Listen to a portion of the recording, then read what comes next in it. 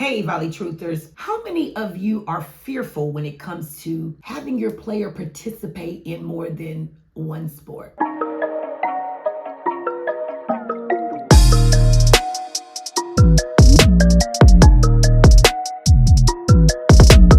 For me, it was not so hard because my oldest daughter, Leilani, tried a few things as a child, but really never wanted to do anything except read a book. Because I was already in the gym, I took her along with me. We did the same thing with our youngest, Layla, putting her in all types of sports like dance, gymnastics, and swim. I think that volleyball just stuck because really we always were in the gym doing it, and she wanted to be like or better than her bigger sister. But this topic really hit home because the question of if we should have had them in more than just volleyball is real and ever lingering in the back of my mind. Well, fearful parents have asked, what do I do, say, tell coaches of one sport about the other sport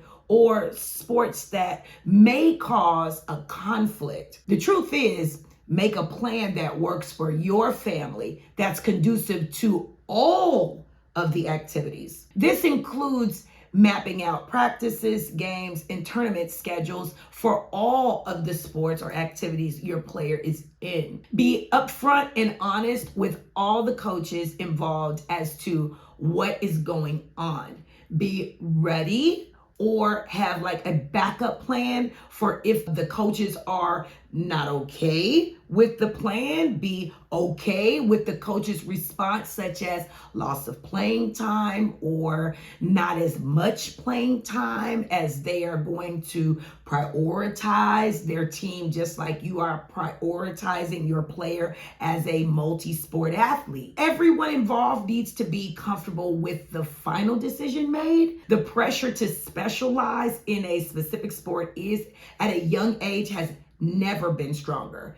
This upwards trend or path to a college scholarship or even professional play continues to span nationwide and does not seem to be slowing down at all. In the days of old, no, I'm kind of just kidding. When I was younger, playing 2 to 3 sports was commonality for most. For me, it was volleyball, basketball, and track and field. It was not the norm to only play one sport. Yet I also have to preface that volleyball was also not in my community or culture. So maybe it has been in other communities and groups, just as the knowledge of AAU and USAV volleyball was not a thing. Not that they haven't been around, because at a minimum, AAU volleyball has been in existence since 1974, when on May 25th, 19 boys and girls teams and almost 200 athletes took to the courts at Cantonsville Community College in Maryland. Back then, the event was sponsored by Chevrolet and called the AAU National Junior Olympic Volleyball Championships. And then later, USA Volleyball was recognized by the U.S. Olympic Committee as the national governing body for volleyball. Now that's saying a lot. Now, it is said that the multiple sport athlete tends to have a higher IQ because problem-solving skills roll over and compound from sport to sport. They better understand the idea of teamwork because overall sportsmanship is learned. It said that they develop better motor skills. Each sport comes with its own set. It said that it's more competitive. Playing more than one sport allows for players to gain bigger friendship groups. Being more confident allows players to discover things about themselves that they might not have known or thought they could or could not achieve.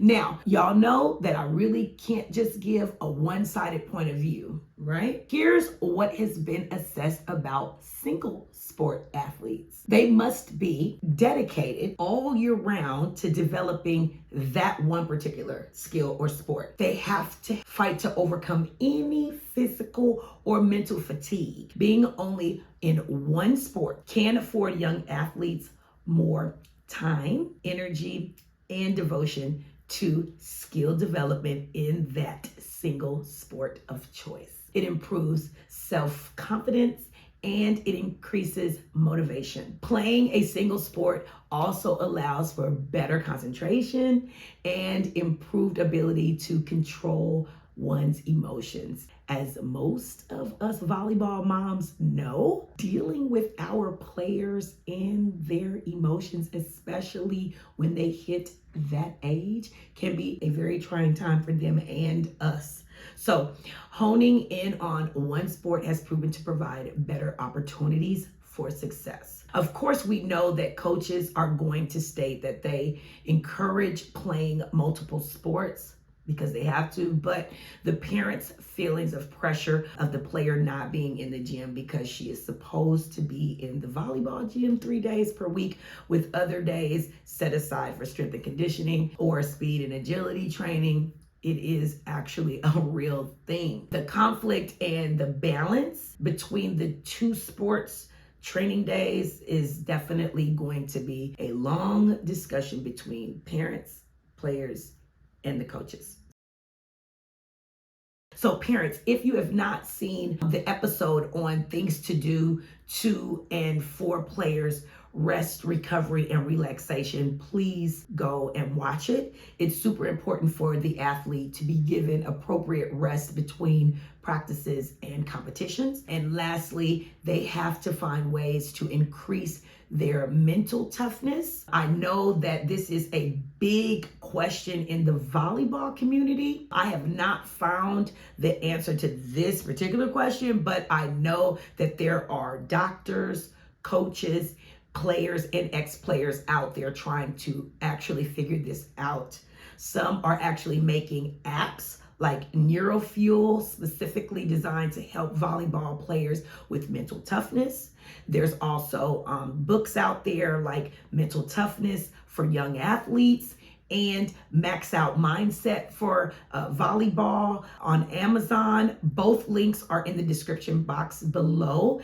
And you can also find them on our website at orderonthevbcourt.com. You can just click on the link as seen on social media. There's also Volleyball Yoga, which can be found on YouTube for club and high school coaches. You can book coaches to come in and speak to your club or your team. These coaches and ex-players have made it their business to specialize in speaking to groups of players on mental toughness, how to gain it, hone it, and how to keep it. Parents even have the opportunity to invest in an actual volleyball mentor that's currently a college player or a professional player that can help guide these players on their mental toughness journey. Now, how absolutely cool is that? So the opportunity to seek help for athletes is growing.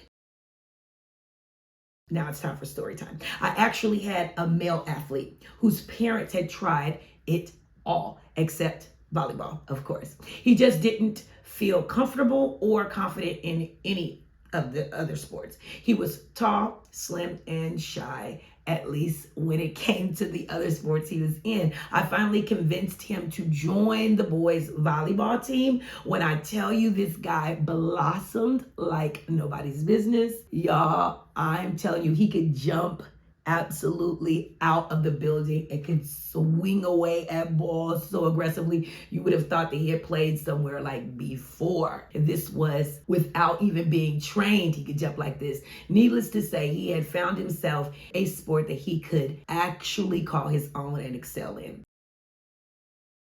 In wrapping things up, the battle between the multi-sport versus single sport athlete really boils down to family preference and choice. There are ups and downsides to both, but we as the parents have to decide what is ideal for the player and for the family. Definitely be open and honest about what's going on, because the absolute worst thing that could happen is that you don't speak with the coach or the coaches. Your daughter becomes like a signature part of a team. Then the team finds out that the player is like not all in due to prior commitments. And this lack of respect will put a strain on the team, the coaches, and the player. So let's make it happen. For more information on this topic, you can read the following articles: the Stanford Health News, to raise better athletes don't specialize. You can also read Coach and AD, Sports Specialization, Risks, Benefits, and How Coaches Can Guide Athletes. Every parent and player must face the question of whether to specialize in a single sport or to diversify